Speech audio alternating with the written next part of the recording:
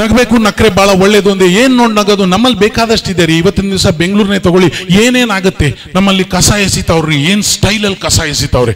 ಇಲ್ಲಿ ನೋಡಿ ಅಲ್ಲಿ ಕಸ ಯಾರು ಮೊದ್ಲಾಗ್ತಾರೋ ಆಮೇಲೆ ಬಂದ್ಬಿಟ್ಟು ಅವರು ನೋಡಿ ಎಷ್ಟೊಂದು ಕಸ ಹಾಕೋರು ಇವರು ಅಂತಾರೆ. ಎಲ್ಲಿ ನೋಡಿದ್ರು ಅಲ್ಲಿ ಕಸ ರೀ. ಕಸ ಹಾಕೋದೊಂದು ಸ್ಟೈಲ್ ಆಗಿದೆ. ನೋಡ್ತಾರೆ ಆ ಕಡೆ ಈ ಕಡೆ ಯಾರು ಇಲ್ಲ ಅಂದ್ರೆ ಡಿಶ್ ಅಂತ ಎಸ್ಬಿಟ್ಟು ಹೋಗ್ಬಿಡ್ತಾರೆ. ಇನ್ ಕೆಲವರು ಸರ್ಕಲ್ನಲ್ಲಿ ಹೋಗ್ಬಿಟ್ಟು ಕಸ ಎಸಿತಾರೆ. ಇನ್ ಕೆಲವರು ಪಕ್ಕದ ಮನೆಯವ್ರು ಯಾರು ಇಲ್ಲಾರ ಅವ್ರ ಮನೇಲಿ ಹಾಕ್ಬಿಡ್ತಾರೆ. ಎಲ್ಲಿ ಮಟ್ಟಕ್ಕೆ ಅಂದ್ರೆ ಕಸ ಹಾಕೋದು ಸ್ಟೈಲ್ ಆಗಿದೆ ಅಂದ್ರೆ ಕ್ಯೂನಲ್ಲಿ ನಿಂತಿದ್ರೆ ಮುಂದ್ಗಡೆ ಒಂದು ಜೋಬಲ್ ಕಸ ಹಾಕೋರಿದ್ದಾರೆ ಈಗ. ಯಾಕಂದ್ರೆ ಸ್ಟೈಲ್ ಏನಂದ್ರೆ ಆಚೆ ಹಾಕ್ಬಾರ್ದು ಅಂತ ಹಂಗ್ಬಿಟ್ಟು ಬೇರೆಯವ್ರು ಬಾಯಿಗೆ ಹಾಕ್ತಾರೆ. ಕಸ ಯಾವ ಲೆವೆಲ್ಗೆ ರೀ, ಯಾರ್ದಾರು ಸೈಟ್ ಗೀಟ್ ಖಾಲಿ ಇದ್ರೆ ಮುಗಿದೈತೆ, ಅದನ್ನ ಕಸದ ಡಬ್ಬಿ ಮಾಡ್ಬಿಡ್ತಾರೆ. ಎಲ್ಲರೂ ದುಪ್ಕು ದುಪ್ಕು ದುಪ್ಕು ದುಪ್ಕು ದುಪ್ಕು ಅಲ್ಲೇ ಕಸ. ಯಾಕಿದು ಹೇಳ್ತಾ ಇದ್ದೀನಿ ಅಂತ ವಿಷಯಕ್ಕೆ ಬರ್ತೀನಿ.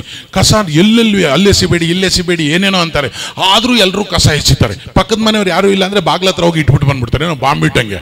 ಬೆಳಿಗ್ಗೆ ಅವ್ರು ನೋಡ್ರಿ ಯಾರೋ ನಮ್ಮ ಮನೆ ಮುಂದೆ ಕಸ ಇಟ್ಬಿಟ್ಟವ್ರೆ ಅಂತ. ಏನ್ರಿ, ಇನ್ನು ಹೆಣ್ಮಕ್ಳು ಅಷ್ಟೇ ಗಾಡಿಯವ್ರನ್ನ ಕಾಯ್ಕೊಂಡಿರ್ತಾರೆ. ನಿಜವಾಗ್ಲು ಎಷ್ಟು ಕಷ್ಟ ಆಗತ್ತೆ ರೀ. ಗಂಡ ಹೆಂಡತಿ ಇಬ್ರು ಕೆಲ್ಸಕ್ಕೆ ಹೋಗ್ತಾರೆ, 10 ಗಂಟೆಗೆ ಅವ್ನು ಗಾಡಿಯವ್ನು ಬರ್ತಾನೆ. ಒಂದ್ ದಿವಸ ವಿಜಿಲ್ ಹೊಡಿಬೋದು, ಇನ್ನೊಂದು ದಿವಸ ಹೊಡಿದೇ ಇರ್ಬೋದು. ಇವ್ರು ಕಸ ಎಲ್ಲ ಇಟ್ಕೊಂಡು ಕಾಯ್ತಿರ್ಬೇಕು. ಇಬ್ರು ಬಂದಿಲ್ಲ ಅಂದ್ರೆ ಇವ್ರು ಸೈಡ್ ಇಟ್ಬಿಟ್ಟು ಕೆಲ್ಸಕ್ಕೆ ಹೋಗ್ಬೇಕು. ಅದಕ್ಕೆ ಹೆಂಡತಿರ್ ಹೆಂಗೆ ಅಂದ್ರೆ, ರೀ ನೀವು ಆಫೀಸ್ಗೆ ಹೋಗ್ತಿರಲ್ಲ, ತಗೊಳ್ಳಿ ಟಿಫನ್ ಬಾಕ್ಸ್. ಆಮೇಲೆ ನೆನೆ ಗಾಡಿಯವನು ಬಂದಿಲ್ಲ, ಅದಕ್ಕೆ ಈ ಕಸ ಸ್ವಲ್ಪ ಎಸ್ಬಿಡಿ.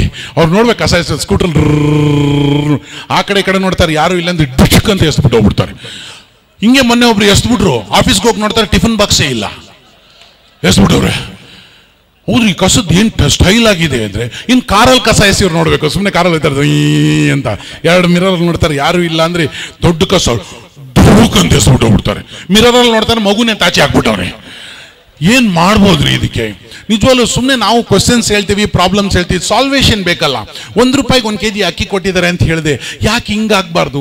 ಸಬ್ಸಿಡಿ ಕೊಡಿ ಇದಕ್ಕೆ. ₹25 1 kg ಕಸ ತಗೋತೀನಿ ಅನ್ನಿ, ಏನಾಗ್ಬೋದು ನೋಡೋಣ. ಅವಾಗ ರೀ ನಮ್ಮನೆ ಕಸ ಅವ್ನು ಕದ್ಬಿಟ್ಟಾರ್ರಿ, ನೋಡಿ ಬೇಕಾದ್ರೆ ಅದ್ರಲ್ಲಿ ಕೋಲ್ಗೇಟ್ ಇದೆ ನಮ್ದೇ ಅದು, ಕದ್ಬಿಟ್ಟ ನೋಡ್ರಿ ಅಂತಾರೆ. ಆಮೇಲೆ ಎಲ್ಲೋಗಿದ್ರಿ ಕಸನ ಅಲ್ಲಿ ಒಳಗಡೆ ಬೀಗ ಹಾಕ್ಬಿಟ್ಟು ಬರಕ್ ಹೋಗಿದ್ದೆ ಅಂದೆ. ನಿಮ್ಮ ಯಜಮಾನ್ರಲ್ಲಿ ಹೋಗ್ರಿ ಕಸ ಹಾಕೊಂಬರಕ್ ಹೋಗೋರಿ, ಮಕ್ಳೆಲ್ಲ ಹೋಗಿದ್ದಾರೆ ಸ್ಕೂಲ್ ಮುಗಿಸ್ಬಿಟ್ಟು ಕಸ ತಗೊಂಬರಕ್ ಹೋಗೋರಿ, ಒಬ್ರಾರ ಕಸ ಎಸಿತಾರೇನ್ರಿ ನೋಡ್ರಿ ಮಜಾ ಅವಾಗ. Thank you. ಏನ್ ಜವಾಬ್ದಾರಿ ಇದೆ ರೀ, ಅನುಭವ ಎಷ್ಟಿದೆ ಕಸ ಎಸ್ದಿರೋದು ರೋಡಲ್ಲಿ ನಿಮ್ಗಳಿಗೂ. ನಿಜವಾಗ್ಲು ಬಹಳ ಎಷ್ಟು ಚೆನ್ನಾಗಿ ಕಸ ಎಸಿತಾರೆ, ಕಸದ ಸ್ಟೈಲ್ ಬಹಳ. ನಿಜವಾಗ್ಲು ಈ ತರ ರೇಟ್ ಮಾಡ್ಬಿಡಿ, ಮಜಾ ಹೆಂಗಿರ್ತದೆ ಅಂದ್ರೆ. ಹೆಣ್ಮಕ್ಳೆಲ್ಲ ಭಾನುವಾರಾದ್ರೆ ಕೀ ಇಟ್ಕೊಂಡ್ಬರ್ತೀವಿ, ಎಲ್ಲೋಗಿದ್ರಿ ಕಸನ ಲಾಕರಲ್ಲಿ ಇಡಕ್ ಹೋಗಿದ್ದೆ ಅಂತಾರೆ. ಏನ್ ಡಿಮಾಂಡ್ ರೀ ಕಸಾಗೆ. ಅದಕ್ಕೆ ಹೇಳುದು necessity is the mother of invention. ಯಾವಾಗ ನೆಸೆಸಿಟಿ ಸಿಕ್ತಾರೋ ಎಲ್ಲರೂ ಮಾಡ್ತಾರೆ. ಈಗ ಕಸದ್ದಾಯ್ತು, ಇನ್ನೊಂದು ಪ್ರಾಬ್ಲಮ್ ಬಂದಿದೆ. ಈಗ ಪೆಟ್ರೋಲ್ ರೇಟ್ ಕಮ್ಮಿ ಆಗಿದೆ, ಇನ್ನೂ ಜಾಸ್ತಿ ಮಾಡ್ತಾರಂತೆ. ಈಗ ಅದೊಂದು ಸಮಸ್ಯೆ. ಪೆಟ್ರೋಲ್ ಎಲ್ಲದಕ್ಕೂ ಮೂಲ ಕಾರಣ ಅಂದ್ರೆ ಕಂಪ್ಯೂಟರ್ ಇಂಜಿನಿಯರ್ಸ್. ಹೊಸ ಟೆಕ್ನಾಲಜಿಗಳನ್ನ ಕಂಡುಹಿಡಿತಾರ್ರಿ ಕಂಪ್ಯೂಟರ್ ಇಂಜಿನಿಯರ್ಸ್. ರಿಯಲಿ ಗ್ರೇಟ್, ಬಹಳನೇ ಗ್ರೇಟು ಕಂಪ್ಯೂಟರ್ ಇಂಜಿನಿಯರ್ಸ್. ಜೋರಾಗಿ ಒಂದು ಚಪ್ಪಾಳೆ ಹೊಡೀರಿ ಕಂಪ್ಯೂಟರ್ ಇಂಜಿನಿಯರ್ಸ್ಗೆ. ರೋಡ್ ನೋಡ್ಕೊಂಡು ಕ್ಲೀನಾಗಿ ಗಾಡಿ ಓಡಿಸ್ತಾರೆ, ಸೈಡಲ್ಲಿ ಯಾರೋ ಬಂದ್ರೆ ಗೊತ್ತಾಗಲ್ಲ ಅವ್ರಿಗೆ. ಬರೀ ಕಂಪ್ಯೂಟರೇ ನೋಡ್ತಿರ್ತಾರೆ. ಕಂಪ್ಯೂಟರ್ ಯಾವಾಗಲೂ ಹೊಸದು ಕಂಡುಹಿಡಿಬೇಕು, ಏನಾದ್ರು ಕಂಡುಹಿಡಬೇಕು, ಅದು ಮಾಡಬೇಕು, ಸಾಫ್ಟ್ವೇರ್ ಅದು ಇದು ಏನ್ರಿ. ನಿಜವಾಗ್ಲು ಮುಂಚೆ ಎಲ್ಲ ನಾವು SMS ಕಳಿಸ್ತೀವಿ ನೋಡಿದ್ರ, ಮೊನ್ನೆ ಒಂದು SMS ಕಳಿಸ್ದೆ ನೋಡಿದ್ರ, ಎಷ್ಟು ಚೆನ್ನಾಗಿ ಮಾತಾಡಿದ್ರೆ. ಇವಾಗೆಲ್ಲ ಚೇಂಜ್ ಆಗ್ಬಿಟ್ರೆ ಕಂಪ್ಯೂಟರ್ ಇಂಜಿನಿಯರ್ಸು. ನಿನ್ನೆ 2 ಮೇಲ್ ಕಳಿಸ್ದೆ ನೋಡಿದ್ರ, ನಾಳೆ 2 ಮೇಲ್ ಕಳಿಸ್ತೀನಿ ನೋಡಿ, ಆಮೇಲೆ ಮೊನ್ನೆ ಕಳಿಸಿದ ಮೇಲ್ ನೋಡಿದ್ರ, ಆಮೇಲೆ ಅದಕ್ಕಿಂತ ಮುಂಚೆ ಒಂದು ಮೇಲ್ ಕಳಿಸಿಲ್ಲ ಅದು ನೋಡಿದ್ರ, ನಿಮ್ಮ ಮೇಲ್ ಚೆಕ್ ಮಾಡ್ರಿ. ಸದ್ಯ ಪುಣ್ಯಾತ್ಮರು ಅದಕ್ಕೆ ಮೇಲ್ ಅಂತ ಹೆಸರಿಟ್ಟವ್ರೆ. ಫಿಮೇಲ್ ಅಂತ ಹೆಸರಿಟ್ಬಿಟ್ಟಿದ್ರೆ, ನಿನ್ನೆ 2 ಫಿಮೇಲ್ ಕಳಿಸ್ದೆ, ನಾಳೆ 2 ಫಿಮೇಲ್ ಕಳಿಸ್ತೀನಿ, ಮೊನ್ನೆ ಕಳಿಸಿದ ಫಿಮೇಲ್ ನೋಡ್ದ, ಎಲ್ಲ ಬ್ರೋಕರ್ಗಳಾಗ್ಬಿಟ್ಟಿರೋರು. ಕಂಪ್ಯೂಟರ್ ಇಂಜಿನಿಯರ್ಸ್ ಗ್ರೇಟ್ ರೀ. ಹೊಸ ವಿಷಯಕ್ಕೆ ಸ್ಪಂದಿಸ್ತಾರ ಅವರು. ಅವ್ರುಗಳು ಪೆಟ್ರೋಲ್ ರೇಟ್ ಜಾಸ್ತಿ ಆಗುತ್ತೆ, ಹೊಸದ್ ಕಂಡಿಡಿದು ಬಿಟ್ಟಿದ್ದೀವಿ. ಫುಲ್ ಏನ್ ಕಂಡಿಡಿದ್ರು? ಹೊಸದ್ ಕಂಡಿಡಿದ್ವಿ. ಏನು ಈಗ ಪೆಟ್ರೋಲ್ ಹಾಕಂಗೆ ಇಲ್ಲ ಗಾಡಿಗೆ, ಲೇಟೆಸ್ಟ್ ಕಂಡಿಡಿದ್ವಿ. ಏನು ಸಗಣಿ ಹಾಕೋದು ಓಡಿಸೋದು. ಕಾರ್ ಹಿಂಗ್ ಬಂದ್ಬಿಟ್ರೆ ಹೆಂಗಿರುತ್ತೆ ಸ್ಕೂಟ್ರಲ್ಲ. ಯಾರು ಪೆಟ್ರೋಲ್ ಬಂಕ್ ಹೋಗೋದಲ್ಲ, ಸುಮ್ಮನೆ ಹೋಯ್ತಾ ಇರ್ತಾರೆ. ಹಸುಯಿಂದ ಇವಾಗ ಬೀಳ್ಬೋದು.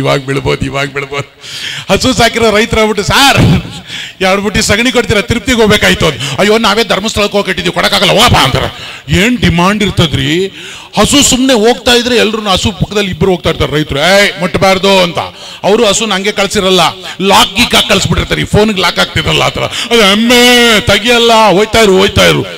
ಎಲ್ಲದಕ್ಕಿಂತ ಅದಕ್ಕೆ ಹೇಳಿದ್ರೆ necessity is the mother of invention. ನಮ್ಮಲ್ಲಿ ನಾವು ಗೋಮಾತೆ ಅಂತ ಪೂಜಿಸ್ತೀವಿ, ಅದೆಷ್ಟೋ ಗೋವುಗಳನ್ನ ಸಾಯಿಸೋಕೆ ಹೋಗ್ತಾರೆ. ಆವಾಗ ನೋಡಿ ಯಾರು ಏನ್ ತಗೊಂಡ್ರೆ ಹಸುನ, ಅದೇ ಕೊಡಬೇಡಿ, ಏನ್ ಮಾಡ್ತೀರಾ ಕೊಡಿ, ಏನ್ ಮಾಡ್ತೀರಾ, ಕಾರ್ ಮೇಲೆ ಕೂರಿಸ್ಕೊತೀನಿ, ಮುಂದ್ಗಡೆಯಿಂದ ಹುಲ್ಲು ಹಾಕ್ತೀನಿ, ಹಿಂದ್ಗಡೆಯಿಂದ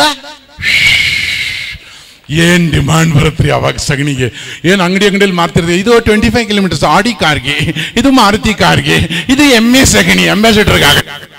ಏನ್ ಸಗಣಿಗೆ ಡಿಮಾಂಡ್ ರೀ ಅವಾಗ. ಎಲ್ಲೋದ್ರು ರೈತರಿಗೆಲ್ಲ ಡಿಮಾಂಡು ಸಗಣಿ. ಅವಾಗ ಹೇಳ್ತಾರೆ ಕಂಪ್ಯೂಟರ್ ಮತ್ತೆ ಪ್ರಾಬ್ಲಮ್ ಬಂದ್ರಿ. ಏನು ಲೇಟೆಸ್ಟ್ ಪ್ರಾಬ್ಲಮ್ ಬಂದಿದೆ, ಏನು ಸಗಣಿ ಸಿಗ್ತಾ ಇಲ್ಲ, ಡಿಮಾಂಡ್ ಆಗ್ಬಿಟ್ಟಿದೆ.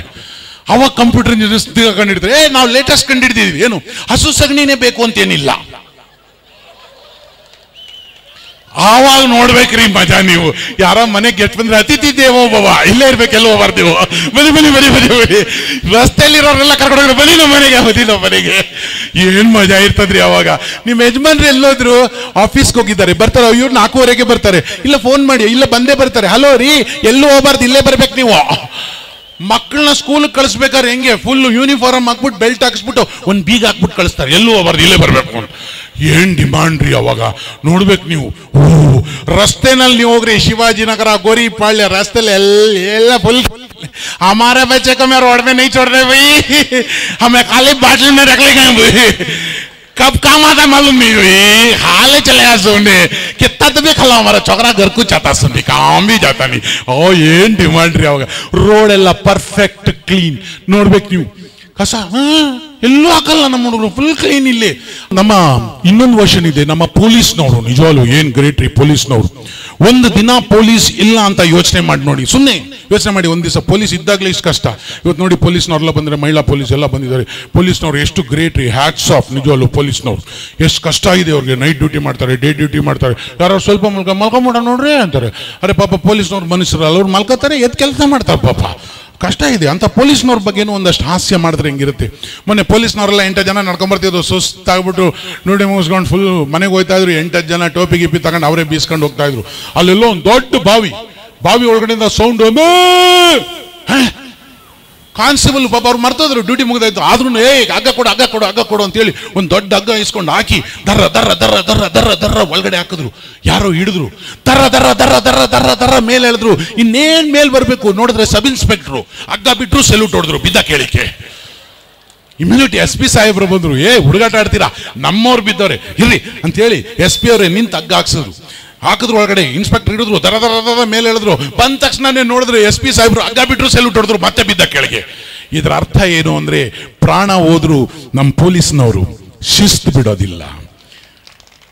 ಹಂಗನ್ಬಿಟ್ಟು ಪೊಲೀಸ್ನವ್ರ ಬಗ್ಗೆ ಕಾಮಿಡಿ ಇಲ್ಲ ಅಂತಲ್ಲ, ಇದೆ ಬೇಕಾದಷ್ಟಿದೆ. ಅಲ್ಲೆಲ್ಲ ಒಂದ್ ಕಡೆ ಡೆಕಾಯಿಟಿ ನಡೀತಂತ್ರಿ. ಏನ್ ಡೆಕಾಯಿಟಿ ನಡೀತು ಅಂದ್ರಿ, ಅಬ್ಬಾ ದೊಡ್ಡ ಡೆಕಾಯಿಟಿ ಅನ್ಕೋಬಿಡಿ. ಗೌರ್ಮೆಂಟ್ ಬಸ್ ಹೋಗ್ತಾ ಇತ್ತು, ಗೌರ್ಮೆಂಟ್ ಬಸ್ನ ಅಟ್ಯಾಕ್ ಮಾಡಿದ್ರು ಡೆಕಾಯಿಟ್ಸ್. ಸರ್ ಗೌರ್ಮೆಂಟ್ ಬಸ್ ಎಲ್ಲರೂ ಗೌರ್ಮೆಂಟ್ ಬಸ್ನವ್ರು ಪಾಪ ಎಲ್ಲ ಕೊಟ್ರು, ಈಸ್ಕೊಂಡು ರೈಟ್ ಅಂತ ಕಳಿಸ್ಬಿಟ್ರು. ಡೆಕಾಯಿಟ್ಸು ಗೌರ್ಮೆಂಟ್ ಬಸ್ ಲೂಟಿ ಮಾಡಿದ್ರು. ಬಂದು ಎಣಿಸ್ ನೋಡ್ತಾರೆ, 3,500 ರೂಪಾಯಿ ಇದೆ. ಹೊಟ್ಟೆ ಉರಿತವ್ರಿಗೆ. ಸೇಮ್ ಬಸ್ ಅಟ್ಯಾಕ್ ಮಾಡಿದ್ರು. ಅಟ್ಯಾಕ್ ಮಾಡ್ಬಿಟ್ಟು ಡ್ರೈವರ್ ಹೇಳಿದ್ರೆ, ಸರ್ ಈಗ ತಾನೇ ಅಟ್ಯಾಕ್, ಅದಕ್ಕೆ ನಿಂತ್ಕ ಒಳಗೆ ಬಂದು ಯಾರ್ಯಾರು ಏನೇನು ಕೊಟ್ರಿ ವಾಪಸ್ ತಗೊಳ್ರಿ ನೀವು. ಎಂಥ ಒಳ್ಳೆ ಮಾರಲ್ಲು. ಡ್ರೈವರ್ ಹೇಳ್ದ, ಏನು ಸಾರ್ ಮಹಾತ್ಮ ಗಾಂಧಿ ಸಿಕ್ಕಿದ್ರ, ಲಾಲ್ ಬಹದ್ದೂರ್ ಶಾಸ್ತ್ರಿ ಸಿಕ್ಕಿದ್ರ, ಎಂಥ ಒಳ್ಳೆ ಮಾರಲ್. ಏನು ಸಾರ್ ಏನು ಮಾರಲ್ಲೋ ಇಲ್ಲ, ನಮ್ಮ ಕಷ್ಟ ನಮಗೆ ಗೊತ್ತು. ಒಂದು ಬಸ್ ಲೂಟಿ ಹೊಡೆದ್ರೆ ಮಿನಿಮಮ್ 5,000 ರೂಪಾಯಿ ಪೊಲೀಸ್ ಸ್ಟೇಷನ್ಗೆ ಕಟ್ಟಬೇಕು. 1 ವರ್ಷ ಶಾರ್ಟೇಜ್ ಇದೆ, ಅದಕ್ಕೆ ಬಿಸ್ನೆಸ್ ಖಾಲಿ ವಾಪಸ್ ಊಫಿ ಅಂದ್ಬಿಟ್ರು. ಅದಕ್ಕೆ ನಮ್ಮ ಪೊಲೀಸ್ನವ್ರು ಹೇಳ್ತೀವಿ, ಪೊಲೀಸ್ನವ್ರ ಬಗ್ಗೆ ಕಾಮಿಡಿ ಇಲ್ಲ ಅಂತಿಲ್ಲ, ಬೇಕಾದಷ್ಟಿದೆ. ಮೊನ್ನೆ ಪೊಲೀಸ್ನೊಬ್ಬ ಕಳ್ಳನಿಂದ ಓಡ್ತಾ ಇದ್ದ ಇನ್ನೇನು ಕಳ್ಳನ್ನ ಹಿಡಿಬೇಕು, ಸುಮ್ಮನೆ ವಾಪಸ್ ಹೋಗ್ಬಿಟ್ರು. ಯಾಕ್ರಿ ಅಂದ್ರೆ ಡ್ಯೂಟಿ ಟೈಮ್ ಮುಗಿದೋಯ್ತು ಅಂತ ವಾಪಸ್ ಹೋಗ್ಬಿಟ್ರು. ನಿಜವಾಗ್ಲೂ ನಮ್ಮ ಪೊಲೀಸ್ನವ್ರು ನೋಡ್ಬೇಕ್ರಿ, ಹೆಡ್ಸ್ ಆಫ್. ನೀವು ರಾತ್ರಿ 12 ಗಂಟೆಗೆ ನೋಡಿ, ನೀವು ಒಬ್ರೇ ಮೇನ್ ರೋಡಲ್ಲಿ ನಿಂತಿರ್ತಾರೆ, ಹೈವೇನಲ್ಲಿ ಗಾಡಿ ಸೈಡ್.